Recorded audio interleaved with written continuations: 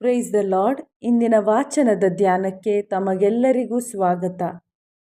ಪ್ರಭು ತಮ್ಮ ಸ್ವಂತ ರಕ್ತ ಸುರಿಸಿ ಸಂಪಾದಿಸಿದ ಧರ್ಮಸಭೆಗೆ ಉತ್ತಮ ಕುರಿಗಾಯಿಗಳಾಗಿರಿ. ಇಂದಿನ ವಾಚನದಲ್ಲಿ ಯೇಸು ತಾವು ಲೋಕವನ್ನು ಬಿಟ್ಟು ಹೋಗುವ ಮೊದಲು, ಅಂದರೆ ಬಂಧಿಸಲ್ಪಟ್ಟು ಶಿಲುಬೆಯ ಮೇಲೆ ಪ್ರಾಣ ತ್ಯಾಗ ಮಾಡುವ ಮೊದಲು, ತಮ್ಮ ಶಿಷ್ಯರಿಗಾಗಿ ಪಿತನಲ್ಲಿ ಪ್ರಾರ್ಥಿಸುತ್ತಾರೆ. ಮತ್ತು ಇಂದಿನ ಮೊದಲ ವಾಚನದಲ್ಲಿ ಸಂತ ಪೌಲರು ಸಹ ತಾವು ರಕ್ತಸಾಕ್ಷಿಯಾಗುವ ಮುಂಚಿತವಾಗಿ ಕುರಿಗಾಯಿಯ ಸ್ಥಾನದಲ್ಲಿರುವ ಎಫೆಸದ ಹಿರಿಯರಿಗೆ ಬುದ್ಧಿ ಮಾತು ಅಥವಾ ಮಂದೆಯ ವಿಷಯದಲ್ಲಿ ಕಾಳಜಿ ವಹಿಸಲು ಕರೆ ನೀಡ್ತಾರೆ. ಪ್ರಿಯರೇ, ಯೇಸು ಒಳ್ಳೆಯ ಕುರಿಗಾಯಿಯಾಗಿದ್ದರು.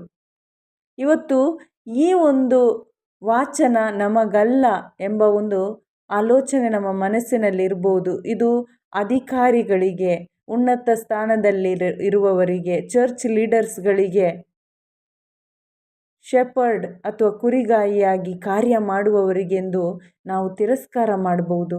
ಆದರೆ ಸತ್ಯವೇನೆಂದರೆ, ಇಂದು ನಾವು ಹೆತ್ತವರ ಸ್ಥಾನದಲ್ಲಿ, ಶಿಕ್ಷಕರ ಸ್ಥಾನದಲ್ಲಿ, ಕುಟುಂಬದಲ್ಲಿ, ಸಭೆಗಳಲ್ಲಿ, ಸಹೋದರ ಸಹೋದರಿಯರ ಸ್ಥಾನದಲ್ಲಿರಬಹುದು. ಈ ವಾಚನಗಳು ನಮಗೆಲ್ಲರಿಗೂ ಅನ್ವಯವಾಗುತ್ತೆ. ಯೇಸು ಸ್ವಾಮಿ ಮತ್ತು ಸಂತ ಪೌಲರಿಂದ ನಾವು ಕಲಿಯಬೇಕಾದ ಅನೇಕ ವಿಷಯಗಳು ಇಲ್ಲಿವೆ. ಅವರ ಮಾದರಿ ಜೀವಿತದಂತೆ ನಮಗೂ ಜೀವಿಸುವುದಕ್ಕೆ ಯೇಸು ಇಂದು ಕರೆ ನೀಡ್ತಾರೆ. ಒಂದು ಒಳ್ಳೆಯ ಕುರಿಗಾಯಿಯ ಲಕ್ಷಣಗಳೇನು, ಅವರಲ್ಲಿರುವ ಗುಡ್ ಕ್ವಾಲಿಟೀಸ್ ಏನು ಅಂತ ನಾವು ತಿಳಿದುಕೊಳ್ಳೋಣ. ಯೇಸು ಮತ್ತು ಸಂತ ಪೌಲರಿಗೆ ಮಂದೆಯ ಕುರಿತಾಗಿ ಅತಿಯಾದ ಪ್ರೀತಿ ಅವರಲ್ಲಿತ್ತು. ಯಾರೊಬ್ಬರು ನಾಶ ಆಗಬಾರ್ದು, ಎಲ್ಲರೂ ನಿತ್ಯ ಜೀವ ಪಡೆಯಬೇಕೆಂಬುದು ಅವರು ಆಸೆಪಟ್ಟರು ಮತ್ತು ತಮ್ಮ ಜೀವಿತವನ್ನು ಸರ್ವರಿಗಾಗಿ, ಸ್ವರ್ಗೀಯ ಸಾಮ್ರಾಜ್ಯಕ್ಕಾಗಿ ಮುಡಿಪಾಗಿಟ್ರು.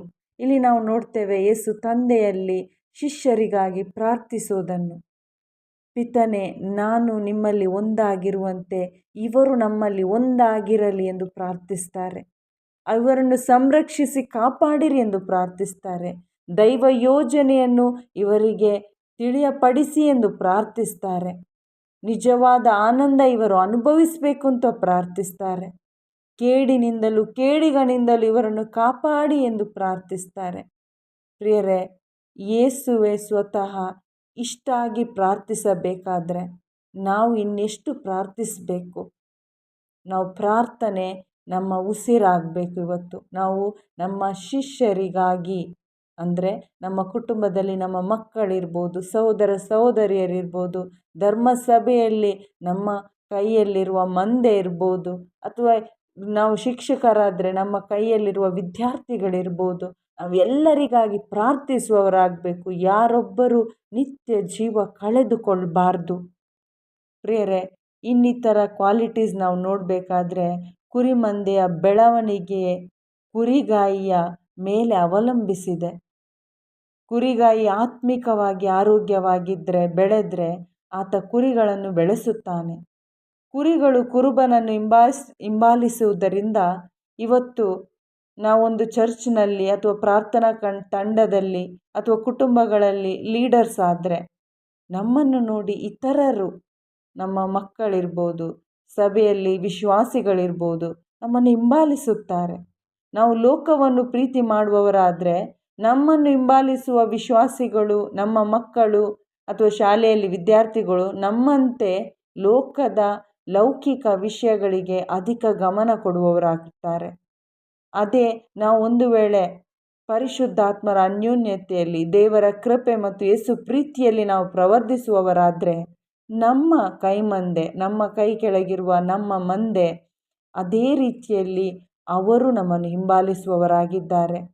ನಮಗೆ ಅವರ ಆತ್ಮದ ಬಗ್ಗೆ ಕಾಳಜಿ ಇರಬೇಕು. ಪ್ರೀತಿ ಮತ್ತು ಕಾಳಜಿ ಇದ್ದರೆ ಖಂಡಿತ ನಾವು ಯೇಸು ಮಾದರಿಯಲ್ಲಿ ಅವರನ್ನು ಬೆಳೆಸ್ತೇವೆ. ಮತ್ತು ಪ್ರಿಯರೇ, ಒಂದು ಕುರಿಗಾಯಿಯಾಗಿ ಅಥವಾ ಒಂದು ಲೀಡರ್ ಸ್ಥಾನದಲ್ಲಿ ನಾವಿದ್ದರೆ ನಮ್ಮಲ್ಲಿ ಮೊದಲನೆಯದಾಗಿ ನಾವು ಹೊಸದಾಗಿ ಹುಟ್ಟಿದವರಾಗಿರಬೇಕು, ಪವಿತ್ರಾತ್ಮ ಸ್ವೀಕಾರ ಮಾಡಿದವರಾಗಿರಬೇಕು. ನಮಗೆ ಒಳ್ಳೆಯ ಕುರಿಗಾಯಿ ಜೊತೆ ಒಂದು ಆತ್ಮಿಕ ಸಂಬಂಧವಿರಬೇಕು. ನಮ್ಮ ಕುರಿಗಾಯಿ ಯೇಸು ಆಗಿದ್ದಾರೆ. ಅವರ ಜೊತೆ ಆತ್ಮಿಕ ಸಂಬಂಧವಿರಬೇಕು.